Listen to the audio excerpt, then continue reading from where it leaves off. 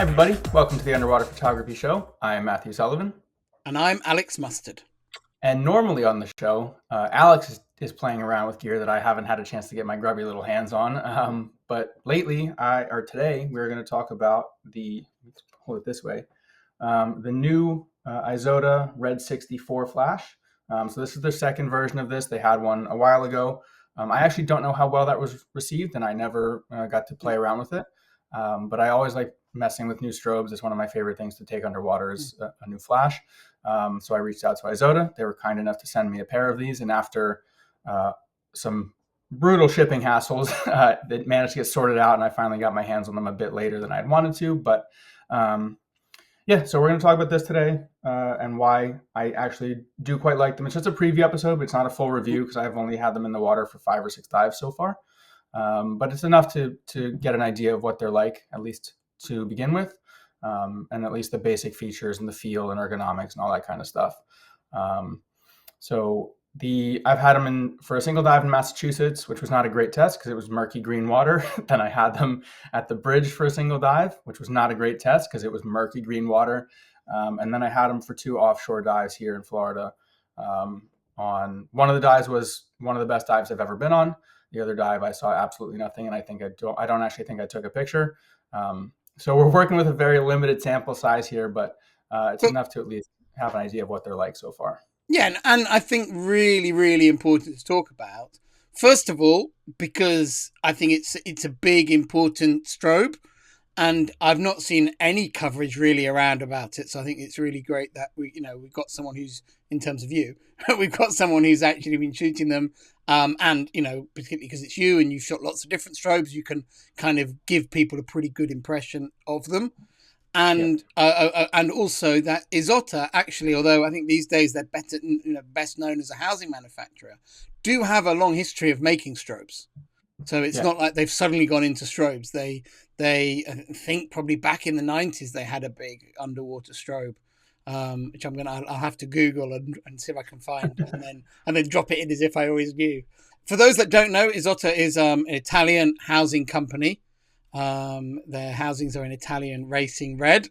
So you know that they're Italian, although they say red on it rather than rosso. So, but yeah, it's and they're well known for their housings. Their housings are popular and widespread use. Particularly, you use one, of course.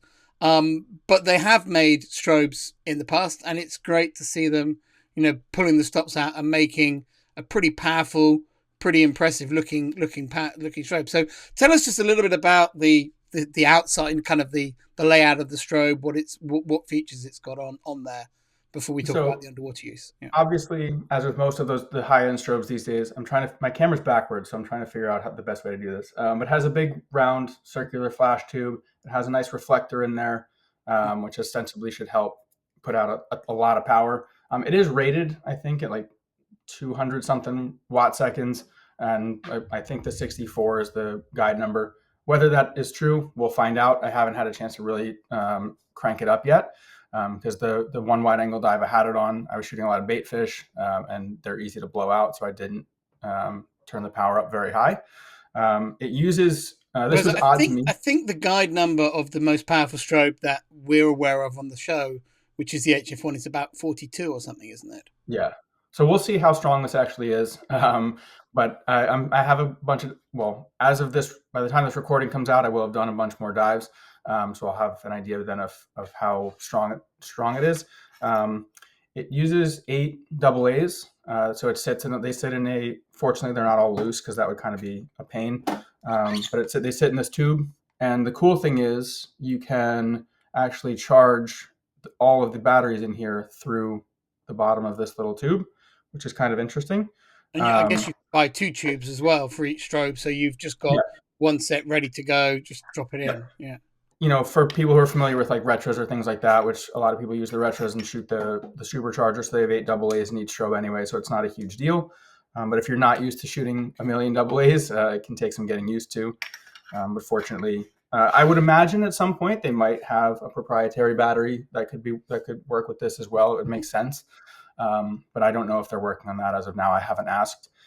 When I first saw it, I have to say though, if it works with AA's, there's a lot to be said about sticking with double A's because, Yeah, of course. when you're traveling around the world, it's easy to find double A's, whether they're from your dive Yeah. buddies or from a shop.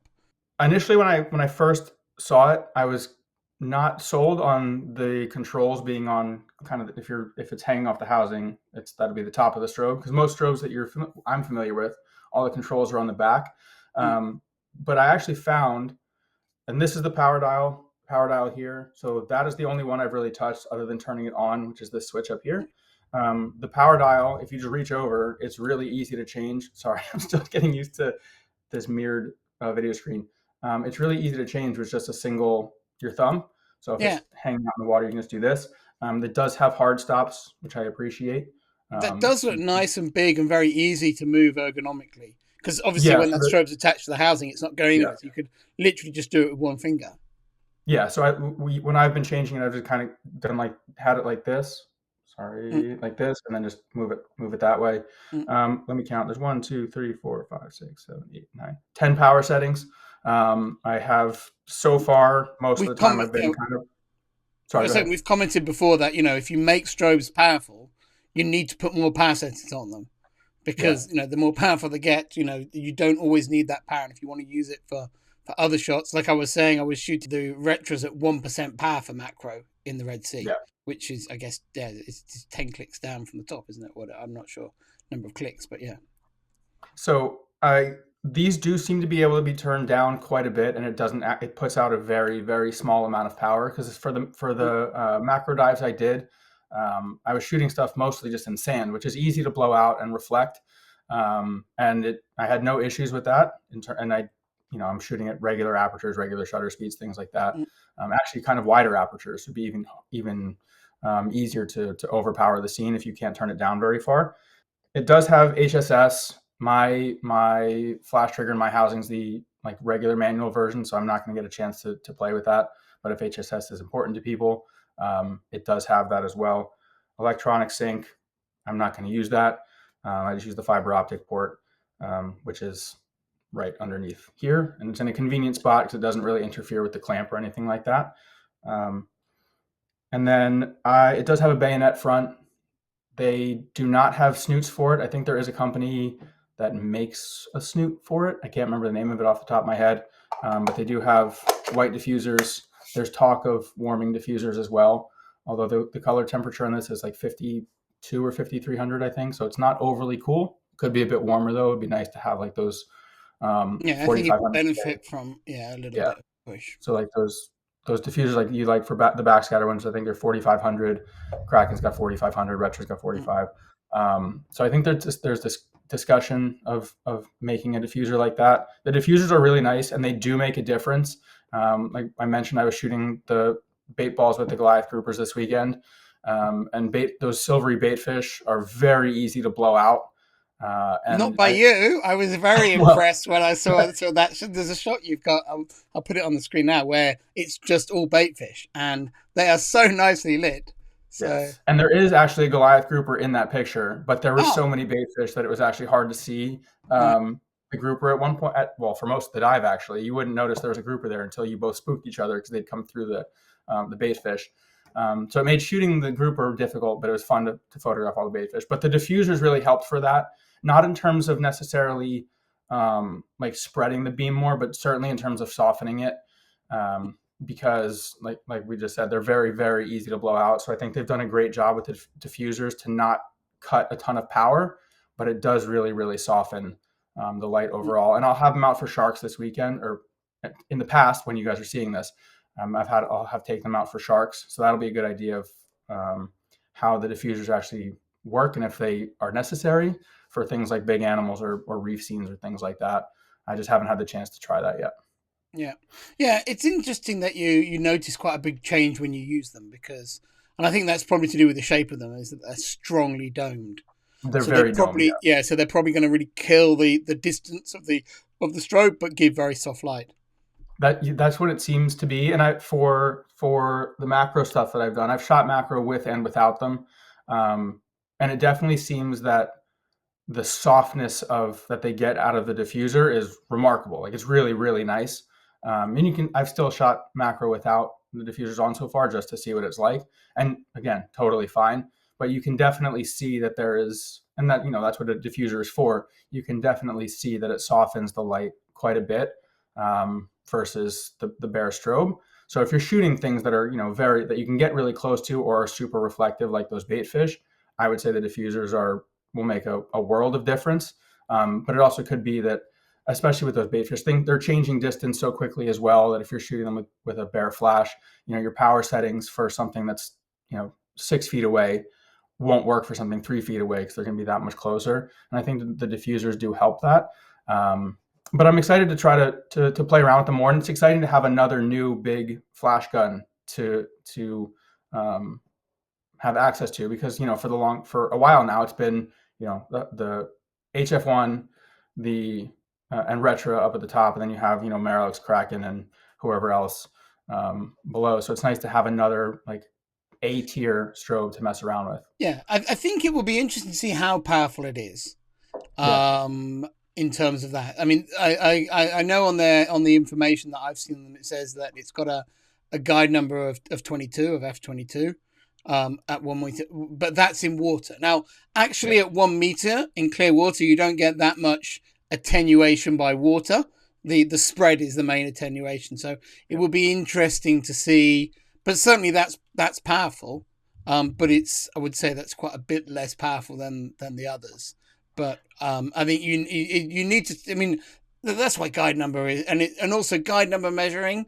It's so easy to, you just get the distance slightly wrong, or one person's, well, I'm measuring it from the front of the lens, and someone else is measuring it from the middle of the camera, someone else is measuring it from the strobe, and it's unless you do a back-to-back test of your own, it's very hard to say which one from numbers which one's more powerful. And again, with watt seconds in some ways is more reliable than guide number because it's a measure of the energy, but it doesn't take into any consideration the efficiency of the tube or the how well designed the reflector is, and that can make a really big difference too. So the proof will be in the testing.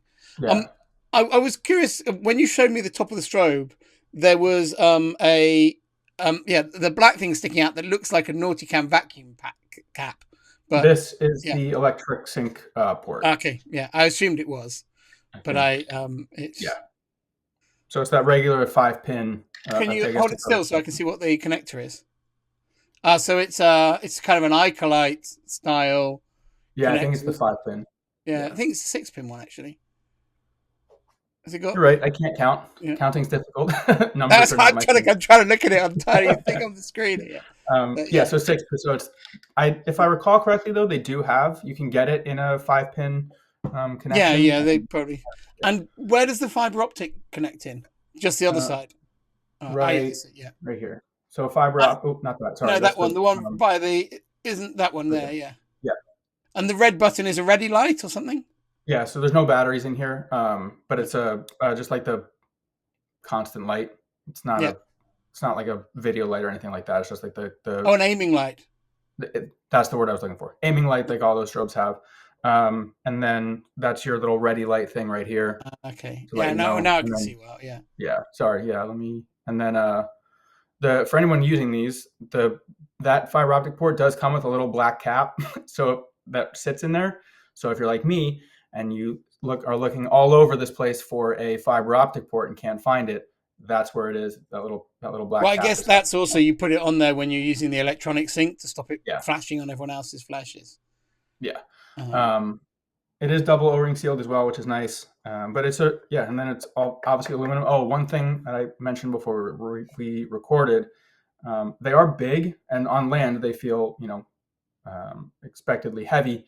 Underwater they are quite lightweight.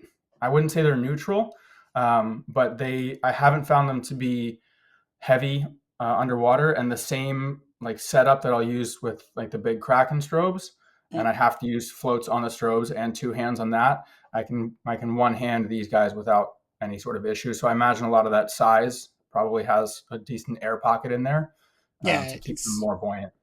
Yeah, I think it's often the case with strobes or even with housings.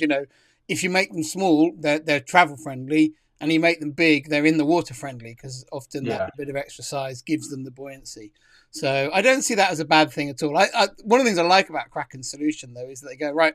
Well, we'll make them small, and then we'll provide you with a buoyancy ring. So if you Yeah. want them to be big and buoyant, here's the ring. And if you want them to be small because you need to save weight on a trip or whatever, then you can have them small. So I quite like that as a solution. But I think that you definitely don't want a lot of weight at the end of strobe arms, Yeah. No. especially with the majority of the mirrorless cameras being quite heavy in the water, especially the Sonys, but it's also the OMs. The Olympuses are quite heavy in the water, small housings, heavy cameras. And, it's as the housings have shrunk a little bit with the cameras, I think underwater photographers are getting used to everything being a bit heavy in the water again. It used to be, I think, in the SLR days, most of the housings were pretty neutral. And then if you had neutral strobe arms, and you had relatively neutral strobes, your whole rig was pretty neutral. Now we're often fighting heavy strobes, heavy housings, and therefore having to add a lot more buoyancy onto rigs across the. Yeah. And for me specifically, because I use a monitor as well, which is extra weight. So having these be a little bit more buoyant naturally really helped. Especially here because you have so many. There's a ton of current on most of our offshore dives here, and if you have to be dragging a super heavy rig through that as well, that isn't the greatest. And obviously, you don't want it floating to the surface either. But having one that's relatively neutrally buoyant or maybe slightly negative can be really, really beneficial for that. And so you're not fighting your rig and the current. Uh, The aiming light I also read was because it's got that red button to press it. Is actually you can have it as a white light or a red light. so I actually haven't gotten that far with it yet because I haven't had I it was on a going to night say dive. maybe with your color blindness you didn't notice. As of when this comes out, I will have had them on a night dive, so I can test Yeah. out a couple more different features. One thing that they do have that I don't have here, and I might see if they'll send them to me, is they do have their own versions of reduction rings, Mm. so that you can because it's very clearly built as a wide angle flash. But if you're going to spend the money on this because they're not cheap, you're probably going to want to use them for macro as well. So having Yeah. some light modifiers would be really helpful. Well, the Mediterranean as well. I think one of the reasons I think that European strobes and particularly strobes are very good for wide angle is that wide angle in the Mediterranean. You don't have like nice, pretty, colourful, small, soft corals. You have kind of big rocks covered in colour as your foreground. So Mediterranean focused strobes, whether they're made in Germany or made in Italy or wherever, they're often very powerful, very wide angle because they have to light up these big scenes because the dominant type of wide angle photography is big scene wide angle. And then the macro photography is often not teeny tiny things, or it's at least subjects that have got good accessibility because a lot of the macro dives tend to be on the sand or in open areas. So a lot of photographers have used quite big strobes down the years. A lot of Italian and Spanish photographers have used quite big strobes down the years because the types of subject they're not in a reef environment. They're not, oh yeah, there's a little shrimp in there and amongst the coral. It's more, oh yeah, there's a nudibranch climbing up a piece of seagrass. It's easy access. And so the big strobes are less of a problem for that.